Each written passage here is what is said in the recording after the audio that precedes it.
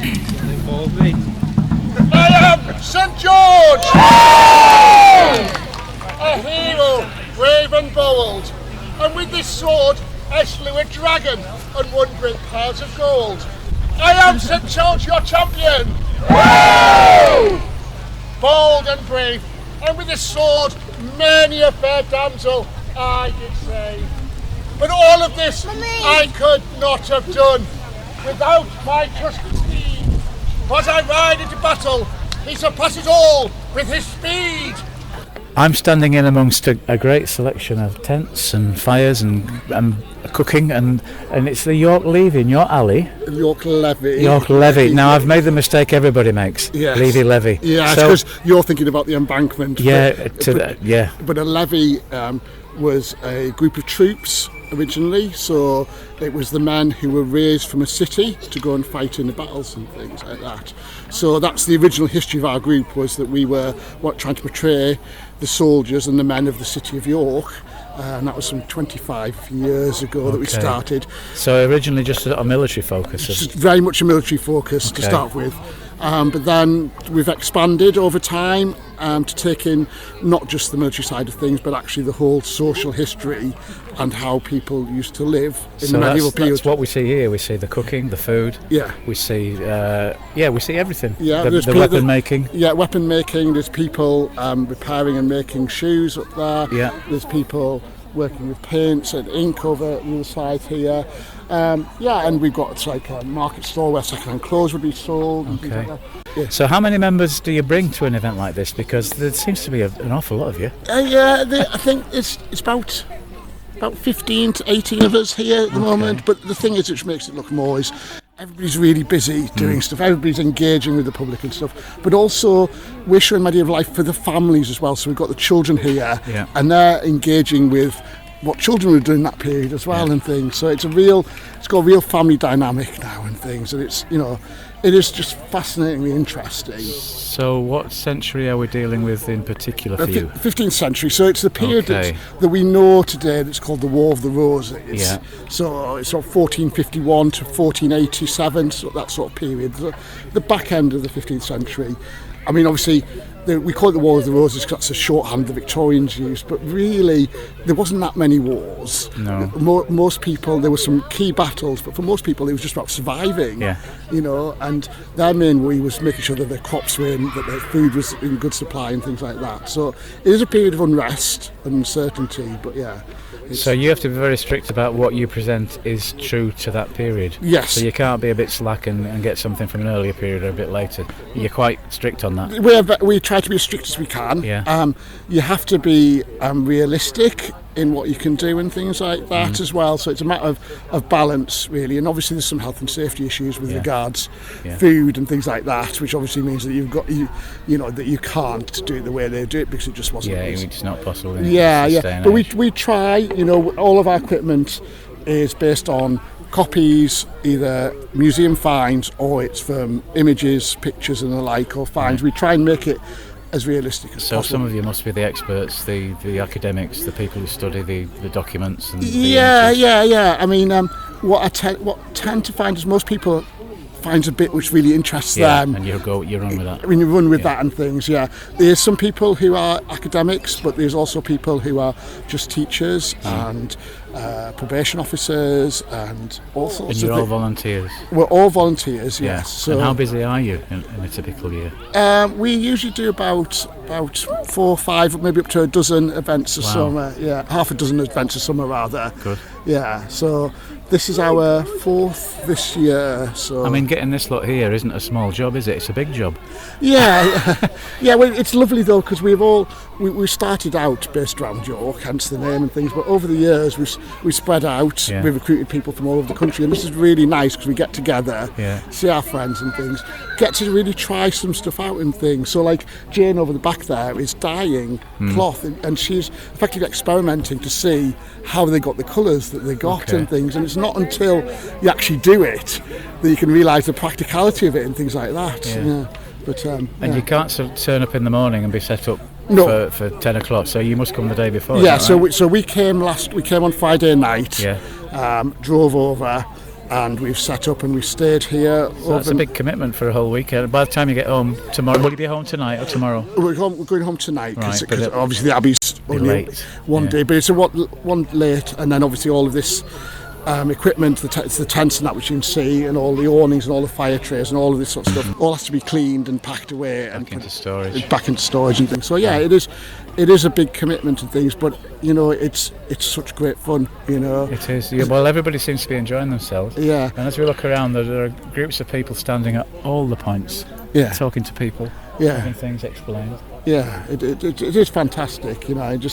And I think, you know, obviously they can't hear it, but the smells and the smoke and things are just really just very evocative and stuff, you know. And I think it's really nice for me. You can come to a site like the Abbey, and if it's empty, you can't understand what people were doing here, can you? No.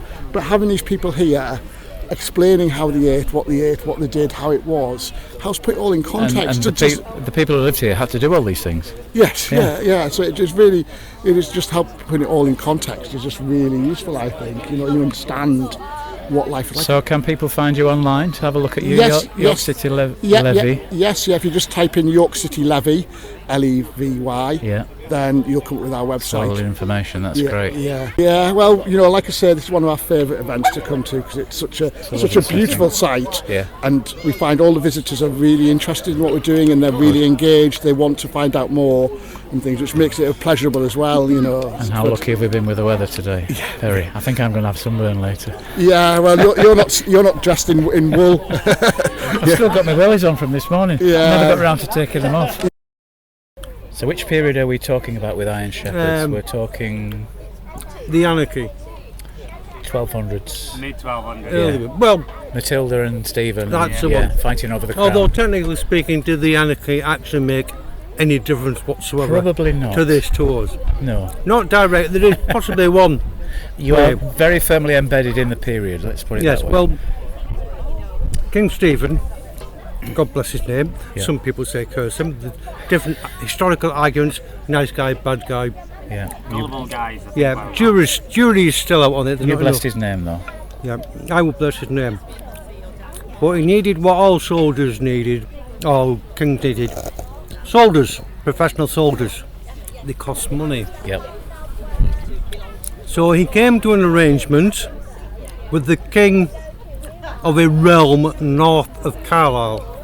Oh, them Scottish people. I didn't want to dignify them with a name as a people or a nation, but we will. Because they were a nuisance. They were. They constantly came down here knocking things around a bit. They used to come down all the time. Yeah.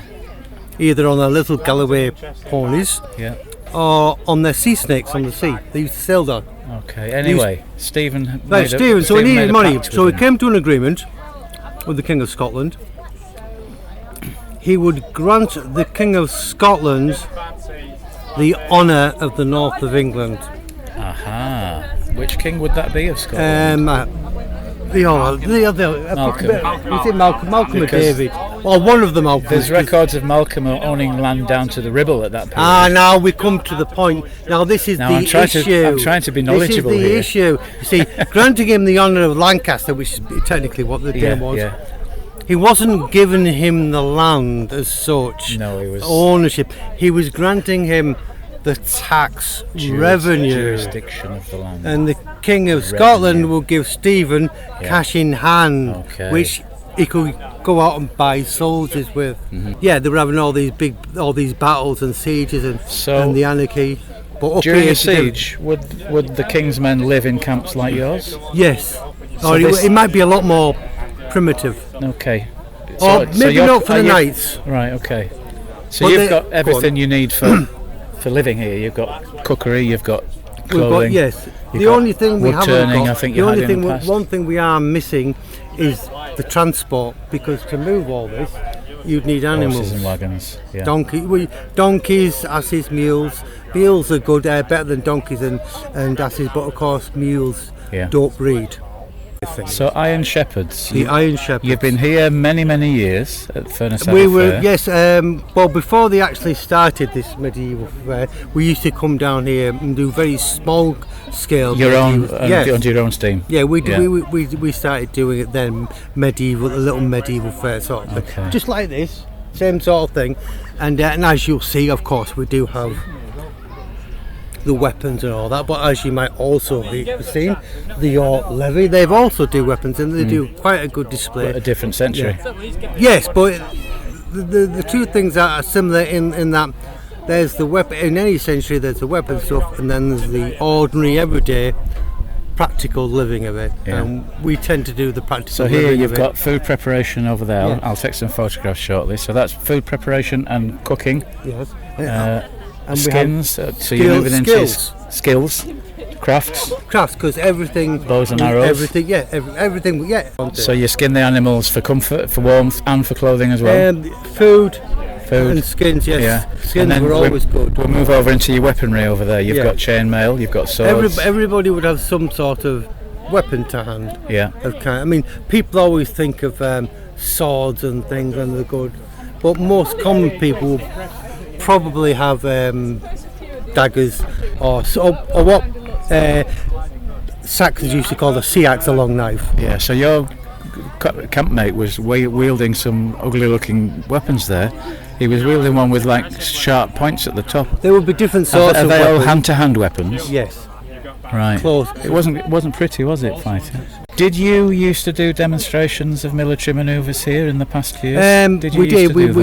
We had a small run through with some of the You weapons. did, I remember. We did. Yeah, in the little arena down at the bottom. That's it. We had 3 or Yeah. 4 of us. Yeah. So how many members are there of the Iron Shepherds at the moment? Today there's 5 of us here today. Are you the boss? No. To say that you've been to many medieval fairs, you must have been doing this for quite some time. Pre-day Faff. Were you at the very first one, which was at the Abbey Mill? That was us. Was Yeah, that was that your event? Bath didn't exist then, yeah. Okay, so that was your event, which Jill came along and enjoyed, and then Thought that's a good idea. you were there for the remainder of the journey. So I believe you don't just specialise in 12th century, 13th century. Have I seen you doing Victorian things at Ulverston? We've done Victorian things here. Games and so We do. We do Victorian on the side. yeah. We've also But I've seen photographs. You Cistercian look monks very as well, realistic. yeah. Monks, life Cistercian monks. Okay. We've done that here. I've seen you get wet through. I'm being attacked by a wasp. I've seen you get wet through in the past here. Do you Yeah. remember? There have been years when it's been cold and windy. We had that last year. About a week after we did here, we did Cartmel, and it was like that all day. Does that not make you think, why do we bother? Really, gives you an opportunity to get the cloak out. And we like cloaks. Right, And you actually dashing soldiers and noblemen wearing cloaks.